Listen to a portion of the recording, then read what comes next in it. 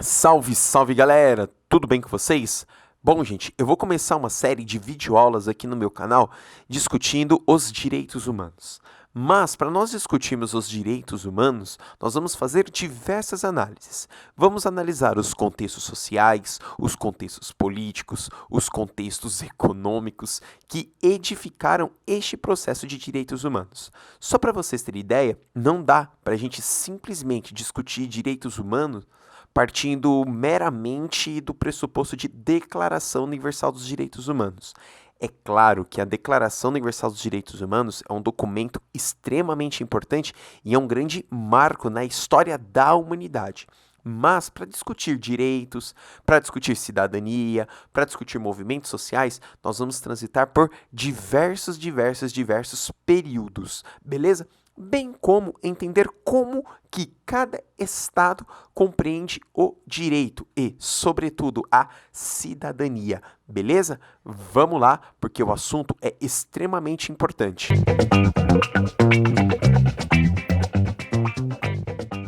Então vamos começar esse rolê todo, vamos começar esse assunto com muita calma, tranquilidade, exatamente para não ter erro nenhum.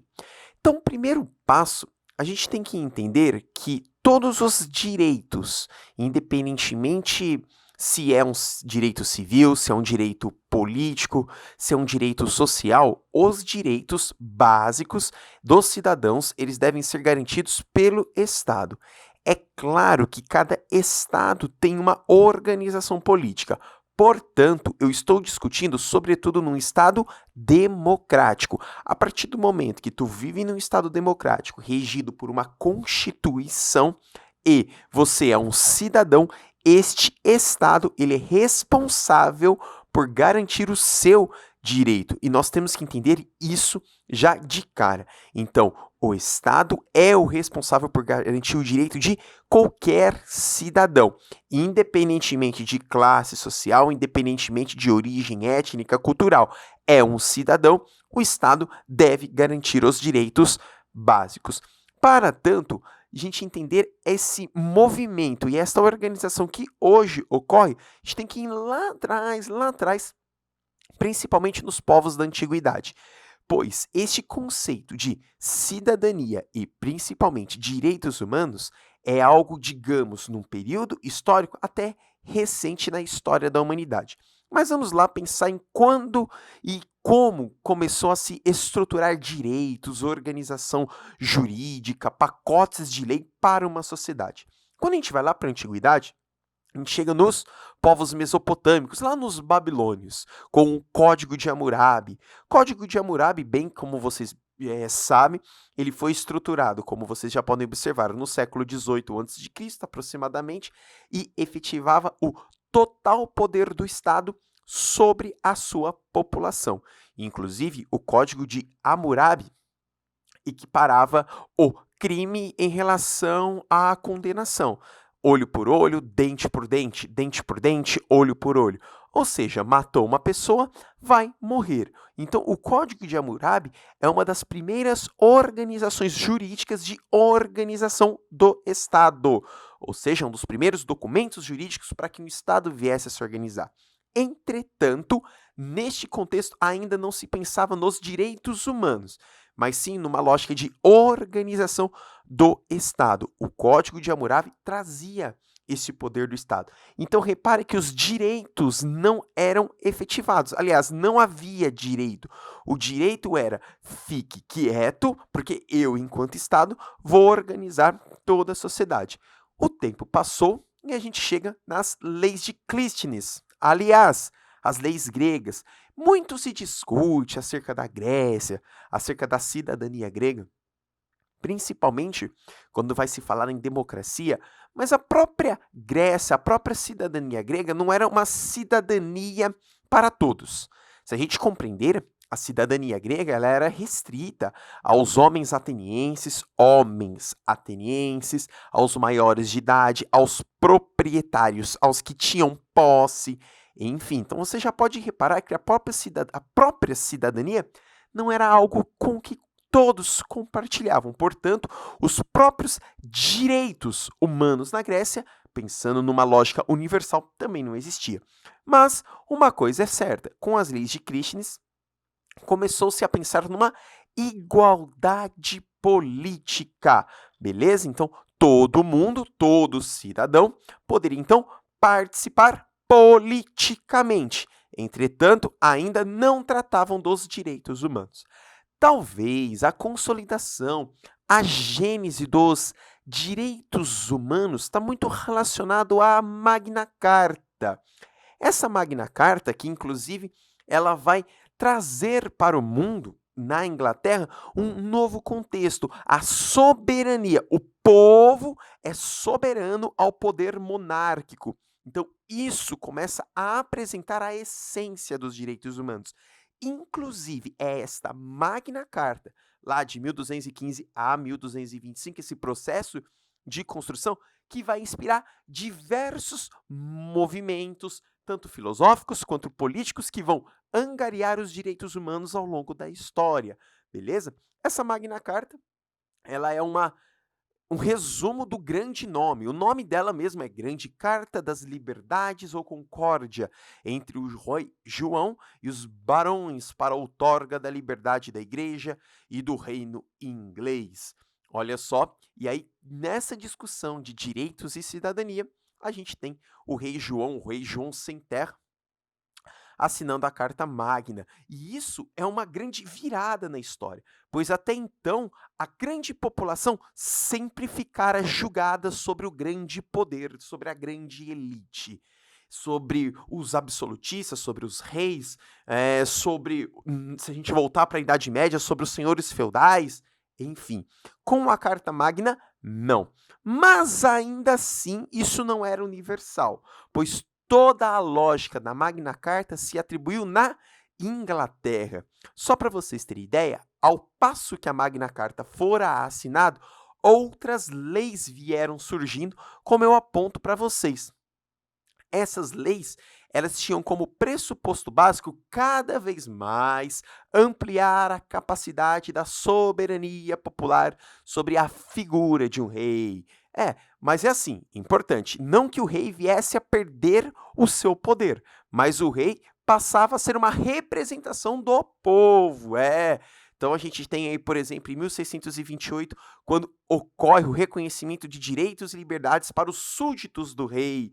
Todo mundo que estava sobre o comando do rei, agora ele tem direito, ele tem liberdade.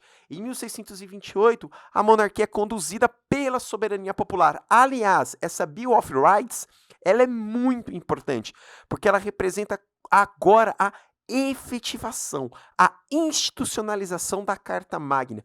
É dentro desse contexto que direitos humanos começam a angariar juridicamente. Percebam que para a gente discutir o que vai acontecer em 1948 com a Declaração Universal dos Direitos Humanos, muitas coisas por trás aí viram. A gente tem em 1707 já limitações do poder monárquico. Aliás, com esta lei, ela é muito importante destacar assim, eu acho que é crucial. Essa lei, só para vocês terem ideia, vai fazer com que os reis eles não podem mais ir para um lado e para o outro, simplesmente a bel prazer. Eu quero fazer isso, afinal eu tenho um contexto absolutista, eu decido o que eu vou fazer e, portanto, tá tudo certo. Não. Esta lei, não. Esta lei começa a colocar o rei sobre uma lógica parlamentar. É isso mesmo, você tem o rei, mas quem decide é o parlamento. Ou seja, o parlamento também uma representação do povo. Como a gente vai ter em 1769, o habeas corpus, que acaba anulando prisões arbitrárias, o que era extremamente comum. Mas eu deixei em destaque para vocês, eu deixei em amarelo. Essas leis eram dirigidas apenas às pessoas nascidas na Inglaterra. Portanto, nós não podemos falar que essas leis eram universais, mas ela ampliou e ela levou para outros espaços diversas aspirações, inspirações, sobretudo iluministas, como nós vamos ver agora. Com esses contextos iluministas de discutir a partir da razão, de contestar, por exemplo, o direito divino dos reis, de trazer a essência da população para uma discussão jurídica, a gente vai lá para as colônias inglesas da América do Norte, as 13 colônias. Nas 13 colônias, a gente vai ter um processo, pois na sua independência, na independência das colônias inglesas da América do Norte, que hoje se consolidou como os Estados Unidos, que vai estourar lá em 1787, nós vamos ter, pouco tempo antes, na verdade alguns anos antes, a Declaração de Direitos da Virgínia. Essa Declaração de Direitos da Virgínia, ela traz já os contextos iluministas que estavam sendo aplicados na Inglaterra. Isso mesmo. Inclusive, no primeiro artigo da Declaração dos Direitos da Virgínia, esse direito, gente, essa declaração, ela vai anteceder a Constituição de 1787 dos Estados Unidos. Mas é muito importante que ela é um instrumento basilar para a edificação da Constituição de 1787. Normalmente, a gente pega e fala, ora, a Constituição de 1787 é a Constituição top, ela surgiu, mas assim, ela não surgiu do nada. Ela vem baseada nesses elementos que a Declaração dos Direitos da Virgínia aponta. E aí, olha o primeiro artigo da Declaração de Direitos da Virgínia. Artigo 1º. Todos os homens nascem igualmente livres e independentes. Têm direitos certos, essenciais e naturais dos quais não podem, por nenhum contrato, privar nem despojar sua posteridade. Tais são o direito de gozar a vida e a liberdade com os meios de adquirir e possuir propriedades, de procurar obter a felicidade e a segurança.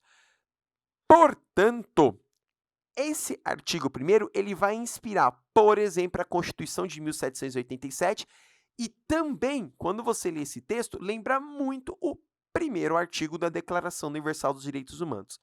Mas, ao mesmo passo que esse texto aponta, principalmente todos os homens nascem igualmente livres e independentes, pois, embora a Constituição de 1787 se inspire na Declaração de Direitos da Virgínia, ela ainda fazia distinção entre os seres humanos, uma vez que essa Constituição de 1787 era aplicada para aqueles que eram livres, perfeito? Para aqueles que eram homens livres. Portanto, quem era escravizado continuaria sem direito humano.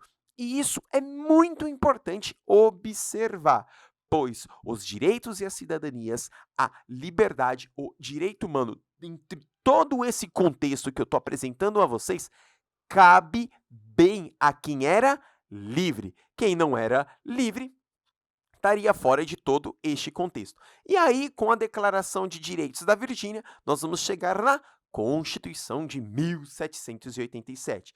Essa Constituição de 1787, ela é extremamente inspirada tanto nos movimentos iluministas, quanto nos contratualistas, tanto de John Locke quanto Jean-Jacques Rousseau. Eles sempre colocam que há uma necessidade de um contrato social. E esse contrato social é onde rege os direitos. E quem vai regir os direitos? O Estado. Olha que interessante. Então, há uma necessidade de um governo estável. Eles constroem de maneira tão ímpar que eles falam que o homem ele é tão livre, que ao passo que ele é tão livre, ele faz qualquer coisa. E se ele fizer qualquer coisa, vira uma grande bagunça, então é necessário ter um contrato. E esse contrato ele vai ser repercutido para as constituições, exatamente para ter um governo, necessidade de um governo estável. E aí está a Constituição de 1787 dos Estados Unidos, redigida, bonitinho. É a primeira Constituição que traz os anseios iluministas e também é a primeira Constituição que traz as essências da Carta Magna que for aplicada lá na Inglaterra, já para um contexto de independência estadunidense. Inclusive, é esta Constituição, são os movimentos iluministas que vai inspirar, como eu já vou apontar para vocês, o movimento de 1789, lá na França, com a Revolução Francesa.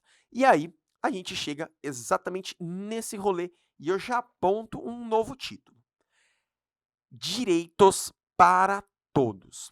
É aqui, durante a Revolução Francesa, que o contexto de direitos humanos, eles começam a ganhar um passo universal, uma discussão universal.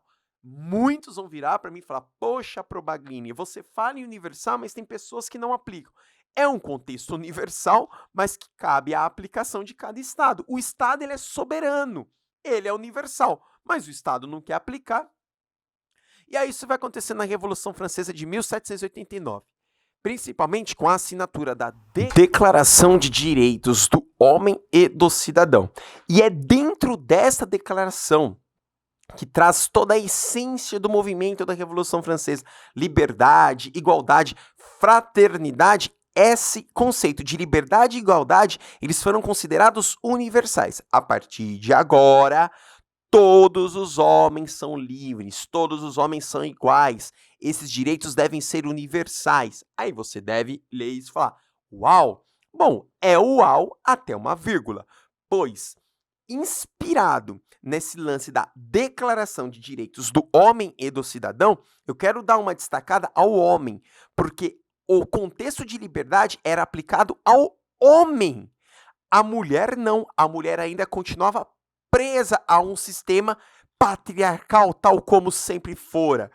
Tanto que eu faço questão de destacar e deixar em amarelo a dramaturga Olympe de Gouges, mulher, de 1748 a 1793, ela propôs uma declaração dos direitos da mulher. Bom, mulher propôs numa lógica patriarcal, acabou sendo guilhotinada. Mas eu quero fazer um gancho muito importante, porque a independência dos Estados Unidos, que já traz um contexto de todos os homens nascem iguais, nascem livres, embora ainda se fazia a distinção do homem livre e do escravizado. Mas a Revolução Francesa, que traz a essência da liberdade, da igualdade, são esses dois documentos que vão edificar, em 1948, a Declaração Universal dos Direitos Humanos. São esses dois documentos, claro, somado a outras várias e inúmeras discussões que vão edificar, mas são documentos cruciais. Então, os direitos humanos, a gente tem uma discussão bem longa, mas a partir da independência dos Estados Unidos e da Revolução Francesa, eles vão canalizar a estrutura em 1948 para a Declaração Universal dos Direitos Humanos. É claro, gente, que a Declaração Universal dos Direitos Humanos, que aí traz sim um contexto de universal. Todos, não importa faixa etária, classe social, origem, etnia, não importa. Todos. E aí, esse lance do direito para todos vai surgir, claro, depois da Segunda Guerra Mundial, quando, de fato, quase que a discussão de direitos humanos com as duas guerras, a primeira e a segunda, uma atrás da outra, se vai pela lama. Se vai pela lama, pois vocês bem sabem que as guerras no século XX foram catastróficas. Aliás, todas as guerras são catastróficas, mas o momento sugeriu que a sociedade passasse a reconsiderar os direitos humanos não como universais para homens, mas sim universais para todos. E, independentemente se é livre, se é escravizado, tanto que a Declaração Universal dos Direitos Humanos, ela pune a escravidão. Ela pune. E ainda bem que ela pune. Então, dois documentos muito importantes para a fundamentação da Declaração Universal dos Direitos Humanos fora, sim, a independência das 13 colônias, bem como a Revolução Francesa. Perfeito? E aí, só para a gente entender um pouquinho, quando a gente começa a discutir esse lance do todos nascem livres e iguais. Legal, mas nem tanto.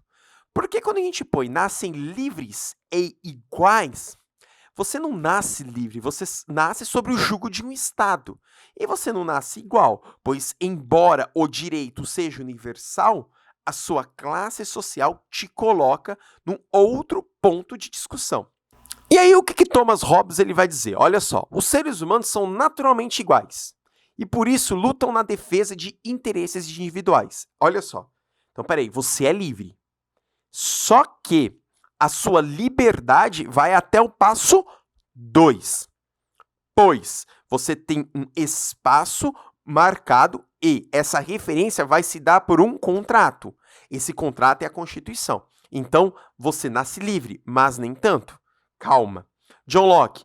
Homens livres e iguais podem estabelecer uma sociedade política. Só que para John Locke, um inglês, inclusive uma das aspirações capitalistas, só é livre quem tem propriedade a zelar. Porque se você não tem propriedade dentro deste contexto onde John Locke está inserido, você é a propriedade. Se você não tem propriedade, você é a propriedade. Então, os direitos humanos para Hobbes se parte de um contexto de organização contratual, para John Locke se parte da necessidade da propriedade a zelar. Já o francês Rousseau, ele vai falar que os direitos são estabelecidos por uma igualdade jurídica e que todos devem ser iguais perante a lei. Portanto, todos colocam o Estado sendo um elemento muito importante. Não o Estado absolutista, mas eles colocam um Estado juridicamente organizado, pois é este Estado que vai apresentar os direitos humanos. E aí é muito legal que começa a uma discussão de direitos humanos que vieram sendo consolidadas, começou juridicamente falando a ocorrer um equilíbrio juridicamente, pois socialmente, infelizmente, as desigualdades ainda permanecem. E com isso, acontece, querendo ou não, as discussões, porque com esse direito igual para os desiguais, você começa a apresentar quase que uma grave ameaça aos privilégios sociais da burguesia e da aristocracia, que sempre tiveram lá no pactão, sempre tiveram lá de boa. E aí a gente joga esta pergunta, que são perguntas onde muitos sociólogos tentam responder. Tanto a liberdade quanto a igualdade, elas podem conviver no mesmo palco? Você é livre. Se você é livre, você consegue ser igual ao outro? Se você é igual, você consegue ser livre? E aí, com esses modelos sociais e econômicos que nós consolidamos, Émile Durkheim, ele aponta então que é possível sim via coesão social. A coesão social é uma espécie de solidariedade orgânica, que é muito dividido pela divisão social do trabalho. Cada um tem uma função muito clara na sociedade. Ponto. Cada um tem uma função muito clara na sociedade. Então, eu tenho um trabalho onde a elite depende do meu trabalho e, por si só, eu também dependo da elite.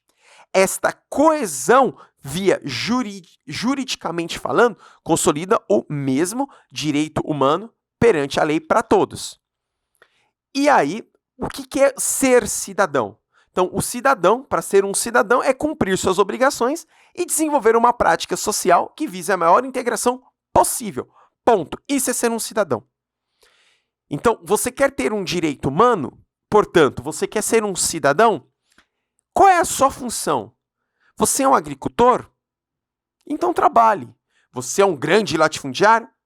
Então, trabalhe. Pois ambos vai viver uma solidariedade orgânica. É claro que isso aqui, quando a gente começa a analisar todos os contextos, é óbvio que as pitadas de Émile Durkheim é muito claro. Mas essa solidariedade orgânica é o que acaba canalizando esse direito igual para os desiguais. E aí eu volto à discussão. A liberdade e a igualdade podem conviver no mesmo palco? Quando a gente pega Émile Durkheim, ele diz que sim, por meio da solidariedade orgânica. Cada um faz uma função e dentro da sua função você é livre, dentro da sua função você é igual ao outro que cumpre a mesma função. E todos da sociedade acabam desenvolvendo o produto. É a divisão social do trabalho. Se a gente ampliar isso para uma discussão, por exemplo, mundial, a gente chega também na divisão internacional do trabalho. Então, ser cidadão é cumprir suas obrigações e desenvolver uma prática social que vise a maior integração possível. Aliás, olha que importante. Segundo Émile Durkheim, partindo dessa indagação, a liberdade e a igualdade podem conviver no mesmo palco? Pois é, galera.